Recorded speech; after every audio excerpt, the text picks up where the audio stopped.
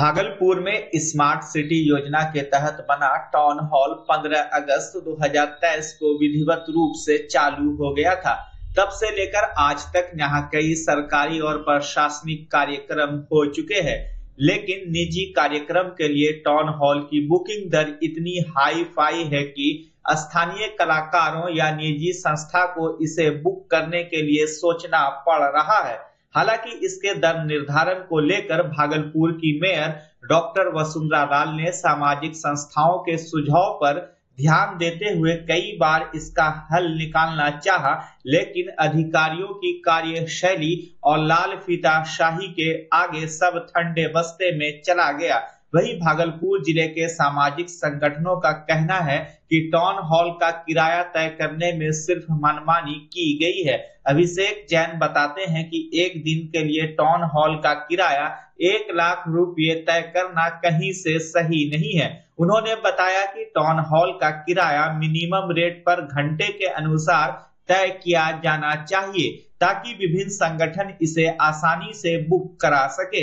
इधर town hall के दर निर्धारण के सवाल पर भागलपुर नगर निगम के deputy mayor doctor Salauddin Ahsan ने गोल मटोल जवाब दिया। टाउन हॉल का जो स्मार्ट सिटी फंड के द्वारा जो नवीकरण किया गया, पूर्व में जो भाड़े थे और अभी के वर्तमान के भाड़े में आसमान धरती का फर्क हो गया। और रही बात पूर्व में जो भाड़ा था, वो क्या आम संगठन ये जो सोशल वर्क जो करते थे उनको उतना भारी नहीं लगता था। अभी वर्तमान में लगभग 1 लाख रुपए का भाड़ा लग रहा है पर डे का। सरकार हित में बनी है, स्मार्ट सिटी के फंड में बना है, सरकारी पैसे से बना है, तो उसमें सरकार को भी सोचना चाहिए कि जब वो अपने फंड से बना रही है तो कम से कम कुछ सरलीकरण होना चाहिए उसमें। जैसे आप मान लो 2-3 तरह के भाड़े उसमें सेटअप कर देते ताकि सबको दिक्कत नहीं होती। जैसे कॉमर्शियल होगा, जो उस टाउन हॉल से पैसे कमा रहे हैं, कॉमर्शलाइज कर रहे हैं, मतलब अपने फंड इंक्रीजिंग के कार्यक्रम कर रहे हैं, उनके लिए आप प्रावधान रखिए। 1 लाख रुपया रखना है, 10,000, 90,000 रखना है, जो रखना आप रखिए। जो सोशल वर्क कर रहे हैं, जो पब्लिक इंटरेस्ट में काम हो रहा है, उनको आपको रेंट नहीं लेना चाहिए। मेंटेनेंस कॉस्ट जो भी आपका 15,000, 20,000 जो आ रहा है, उस रेंट पर उनको देंगे तो आपका टाउन हॉल रोज लगा हुआ रहेगा। ऐसे आपका क्या हो रहा है, अभी वर्तमान स्थिति में टाउन हॉल को ले नहीं रहा है। उसके बाद एक बायोग्राफी और इनको सेटअप करनी चाहिए टाउन हॉल में। जैसे किसी को 3 घंटे के लिए चाहिए, 3 घंटे का एक रेंट फिक्स हो जाए, 4 घंटे का रेंट फिक्स हो जाए, 6 घंटे का हो जाए या 9 घंटे, 3, 6, 9। अब जब मान लीजिए यदि आप 1 घंटे पूरे दिन का यदि आप कार्यक्रम का करते हैं, मान लीजिए 1 लाख रुपए, अब कोई आदमी 3 घंटे ही कार्यक्रम करता है तो 3 घंटे के हिसाब से उसका जो रेंट होना चाहिए नॉमिनल, जो आपके हिसाब से सेटअप हो वो कर ले। क्यों वो दिन भर का कार्यक्रम का पैसा देगा? उसको तो 3 घंटे कार्यक्रम करना है, उसको 1 लाख रुपया वो देगा नहीं। और रही बात आप जो कॉमर्शलाइजेशन कर रहे हैं, आपने जो बनाया जिस सोच से, वो पब्लिक इंटरेस्ट के लिए चीज बनी थी, ये कमाने के लिए नहीं बनाया। और ऑलरेडी टाउन हॉल बनाया तो सरकारी पैसे से बनाया, स्मार्ट सिटी फंड से बनाया, तो इसमें कमाने की योजना तो आनी ही नहीं चाहिए पहले।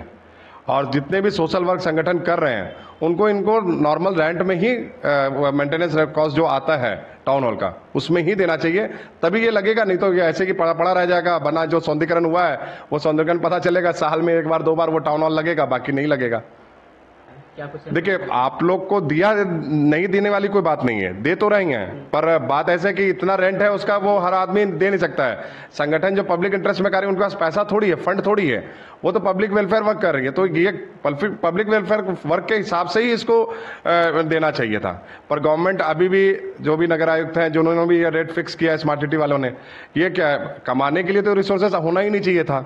आपका जो मेंटेनेंस है वो मेंटेनेंस कॉस्ट लीजिए। बाकी कॉमर्शलाइजेशन जो करते हैं, जो आप मान लीजिए कोई कार्यक्रम कोई कर रहे हैं, उस दिन वो बैनर लगा करके 25-50 बैनर, जैसे आज छोटा मोटा कार्यक्रम कहीं भी होता है, लोग चारों तरफ बैनर लगाते हैं, तो बैनर का कुछ ना कुछ इंटरेस्ट आता है, तो चलो वो कमाई का साधन है। पर पब्लिक इंटरेस्ट, जैसे आपका ब्लड डोनेशन कैंप हुआ, कुछ भी सोशल वर्क, जैसे अपंग योजना हुआ, जो भी योजना है, उसमें तो कमाने का तो रिसोर्सेज नहीं है, तो उसके लिए उन लोगों को फ्री करना चाहिए। और मेरे हिसाब से यदि 3 घंटे 6 घंटे का यदि क्वार्टरली ये लोग चार्ज फिक्स कर दें, तो वो जो बना है जिस इंटरेस्ट से, उसका फुलफिलमेंट होगा।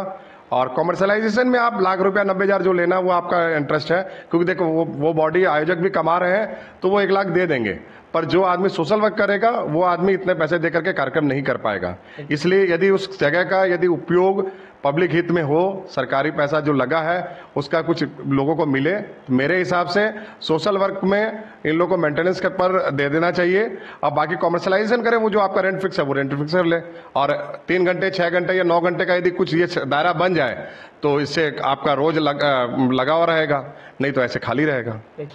जहाँ तक मेरी जानकारी का ये है कि टाउन हॉल का जो रेट है वो यहाँ के व्यवसाय या जनता को बहुत बार लग रहा, और वो चाहते हैं कि इसका रेट ऐसा रिजनेबल हो जिसे तमाम संस्था जो कार्यक्रम कराना चाहती है वो एफर्ट कर सके।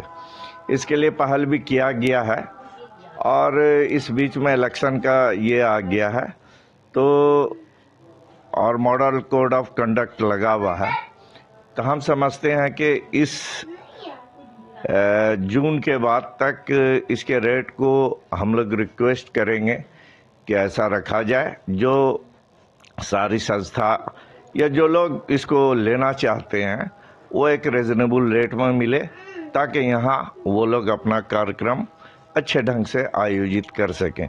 हमारा टाउन हॉल जो बना है वो वाकई बहुत ही खूबसूरत, बहुत ही आरामदायक है, और इसका इस्तेमाल अभी तक किसी संस्था या किसी आम आदमी के द्वारा नहीं किया जा रहा।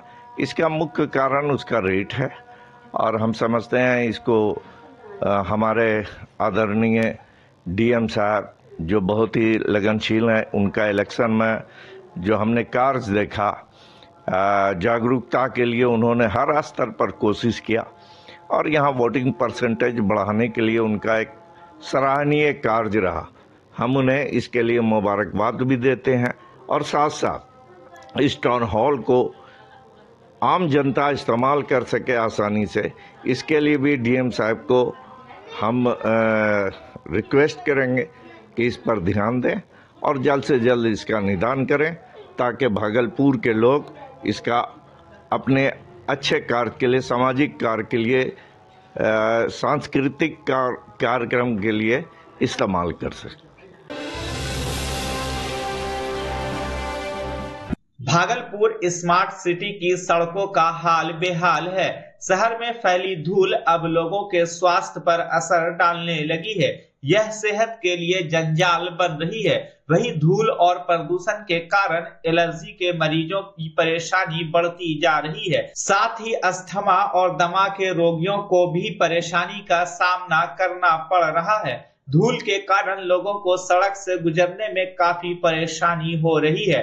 अब आप तिलकामाझी भागलपुर विश्वविद्यालय से नाथनगर एवं नरगा तक जाने वाली सड़क का हाल ही देख लीजिए। इस सड़क पर पिछले कई दिनों से धूल उड़ रहे हैं। वहीं उबड़ खाबड़ सड़क और ऊपर से धूल के गुबार बड़े हादसे को दावत दे रहे हैं। लोग बीमार भी पड़ रहे हैं। बता दें कि नगर निगम ने इस सड़क को ड्रेनेज सिस्टम के लिए खोदा था, लेकिन निर्माण कार्य में दिलचस्पी नहीं होने की वजह से यह राहगीरों के लिए मुसीबत बन गई। लोगों ने बताया कि इस सड़क को दुरुस्त करने को लेकर डीएम ने भी निर्देश दिया था, लेकिन उनके भी निर्देश को अनसुना कर दिया गया। गौरतलब हो कि यह सड़क टीएमयू एवं उत्तरी क्षेत्र को सीधा भागलपुर मुख्यालय से जोड़ती है। भागलपुर में आज एडीआरएम शिव कुमार प्रसाद ने स्टेशन परिसर सहित रेलवे के बन रहे 4 दीवारी और यार्ड के रखरखाव का निरीक्षण किया। बता दें कि लोहिया पुल के नीचे बने 4 दीवारी को असामाजिक तत्वों के द्वारा अक्सर तोड़ दिया जाता है। वहीं एक बार पुनः उस 4 दीवारी को रेलवे के द्वारा बनाया जा रहा है। इधर पत्रकारों से बातचीत करते हुए एडीआरएम शिव कुमार ने स्टेशन परिसर को सुंदर और स्वच्छ बनाए रखने को लेकर विस्तृत जानकारी दी। स्टेशन इम्प्रूवमेंट की जो अभी जो है ये ड्राइव चल रहा है कि हमारा स्टेशन जो है बहुत बेहतरीन होना चाहिए, चकाचक होना चाहिए। सबसे बड़ी चीज़ है कि सफाई, कहीं भी गंदगी ना हो। गंदगी को फैला रहा है तो उसको जुर्माना लगाया जाएगा, उसको नेम एंड सेम अखबार में छापा जाएगा कि ये गंदगी फैला रहा है। और दूसरा है कि कोई बिना टिकट के रेलवे परिसर में एंट्री न करे। एंट्री करता है तो उसको फाइन लगाया जाएगा, नेम एंड सेम जो है सो अखबार में दिया जाएगा। इसके लिए हमारे जो जो रेलवे कर्मचारी हैं, आरपीएफ हैं, कॉमर्शियल के स्टाफ हैं, सब लोग एकदम मुस्तैदी से काम कर रहे हैं। और ये जो भागलपुर स्टेशन है इसको बहुत स्वच्छ, सुंदर और बहुत बहुत बेहतरीन स्टेशन बनाना है। अब जो है एक मोबाइल ऐप है जिससे कि वो मोबाइल के द्वारा ही अपना वो टिकट ले सकते हैं, तो उसका हम लोग बढ़ावा दे रहे हैं। तो उनके मोबाइल में उसको रजिस्टर्ड करवा रहे हैं, उस ऐप को डाउनलोड करवा रहे हैं। इसके लिए हम लोग ने काउंटर खोल के रखा है और सभी पैसेंजर को ट्रेन दे रहे हैं। और यहाँ के जो हमारे भागलपुर एरिया के जो पैसेंजर भी हैं वो टिकट लेके चढ़ना चाहते हैं। ऐसा कोई नहीं है कि विदाउट टिकट कोई चलना चाहते हैं। सर कहाँ निरीक्षण, उसके बाद कहाँ जाने का है? अब इसके बाद हम लोग गोड्डा जाएंगे। यहाँ पीने की सुविधा, पंखा, कूलर जो है, ठंडा पेय, तो सब व्यवस्था यहाँ पर चीज़ें हैं। और यहाँ के भी जो है नागरिकों का, यहाँ के लोगों का बहुत सहयोग रहा है। और ये भागलपुर स्टेशन आपका ही है। तो 2 लाइन की वो कविता मैं सुना देता हूँ। तो न मेरा है न तेरा है, ये भागलपुर स्टेशन और हिंदुस्तान हम सबका है। अगर यह बात नहीं समझी गई तो फिर नुकसान सबका है। भागलपुर को चमकाने में, साफ सुथरा रखने में, पैसेंजर को टिकट लेके चलने में कोई गंदगी ना फैलाए, इसमें जो है सभी लोग लगे हुए हैं। पर इस भागलपुर को और बेहतर स्वच्छ स्टेशन बनाने में आसान भी हम सबका है।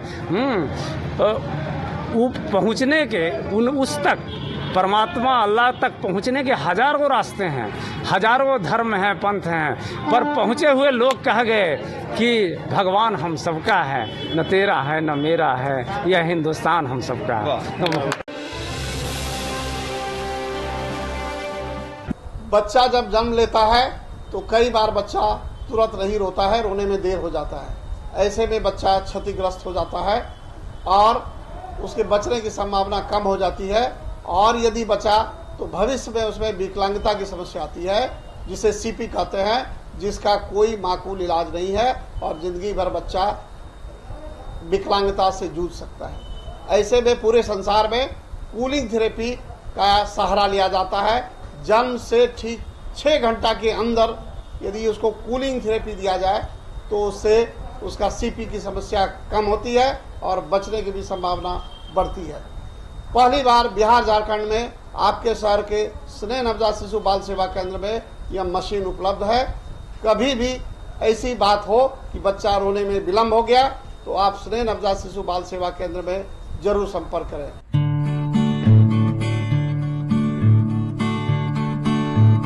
घर शिफ्ट करना हो या ऑफिस रीलोकेट करना हो, मेक माई शिफ्ट के साथ अपने सामान को सुरक्षित पहुंचाइए, कहीं भी कभी भी। मेक माई शिफ्ट देते हैं residential and office relocation, long distance relocation, heavy machine shifting, packing and moving, international and intercity moving, car transportation जैसी ढेरों best services. Make my shift packers and movers. For bookings call 8298-181-018 या log on करें www.makemyshift.in।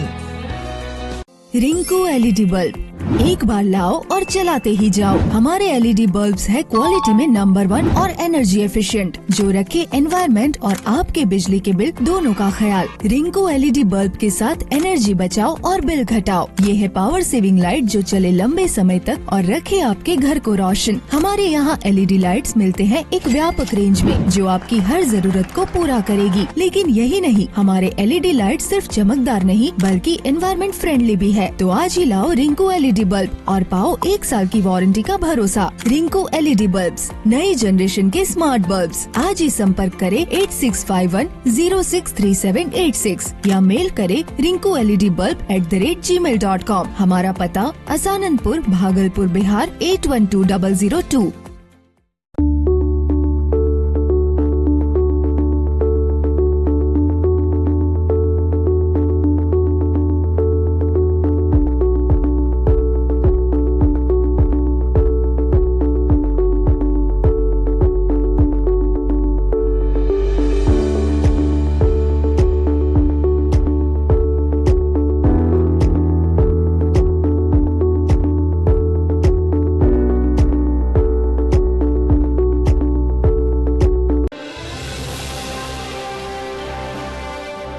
Bhagalpur के मध्य विद्यालय कोयली जगदीशपुर से उत्तीर्ण अष्टम के 1 दर्जन छात्र छात्राएं अपनी समस्याओं को लेकर जिलाधिकारी डॉक्टर नवल किशोर चौधरी से मिलने पहुंचे। छात्र छात्राओं ने बताया कि जिस विद्यालय में वह पढ़ रहे थे वह गांव में ही है, लेकिन 9वीं कक्षा में जहां उनका नामांकन होना है वह गांव से लगभग 12 किलोमीटर दूर है, जिस कारण प्रतिदिन विद्यालय आने जाने में परेशानी होगी। वहीं सभी स्टूडेंट्स का कहना था कि उनका नामांकन गांव के समीप ही विद्यालय में किया जाए। कोयली से आए हैं, जगदीशपुर भागलपुर से। हम लोग का समस्या है कि हम लोग का स्कूल का पंचायत जहाँ पड़ता है ना, तो हम लोग का स्कूल वहाँ चले गया है और 15 किलोमीटर दूरी पे है। तो हम लोग का नई सुविधा है, जंगल झाड़ है और नई रास्ता है, नई गाड़ी का सुविधा है। तो हम लोग कैसे जाएंगे, वही बोलने के लिए आए हैं। तो डीओ ऑफिस भी गए थे, तो डीओ ऑफिस में बोला कि 2 दिन बाद देखते हैं, जा करके देखेंगे कि क्या समस्या है जांच करके। तो फिर 20 दिन हो गया, 20 दिन से ज़्यादा ही हो गया है लगभग। तो अभी तक कोई सा कुछ निकला ही नहीं है। तो बोला कि स्कूल तक में पहुंच जाएगा, तो स्कूल में भी नहीं आया है। तो इसलिए हम लोग को यहाँ दोबारा आना पड़ा। आज डीएम से मिलने के लिए आए हम लोग कि नहीं, अभी तक तो नहीं मिले हैं, बोला है 1 बजे मिलने के लिए। और डीओ ऑफिस भी गए थे, वहाँ भी क्या नाम कुछ नहीं सुना। जीतिमा कुमारी। स्कूल का क्या नाम है? मध्य विद्यालय कोयली। हाँ, कोई चीज़ का साधन नहीं है। अगर बीच में कोई घटना हो जाता है तो इसका जिम्मेवार क्या होता है, क्या लेगा? कोई जिम्मेवार होता है? अगर कोई लेता है जिम्मेवारी तो हाँ लिखित दे हमको कि हाँ दिक्कत हो रहा है, बच्चा का नामांकन नहीं हो रहा है, अपना पंचायत में दिया गया है जहाँ की 15 किलोमीटर दूरी पे है, और अगर शॉर्टकट रास्ता माना जाए तो मतलब 12 किलोमीटर दूरी पे है।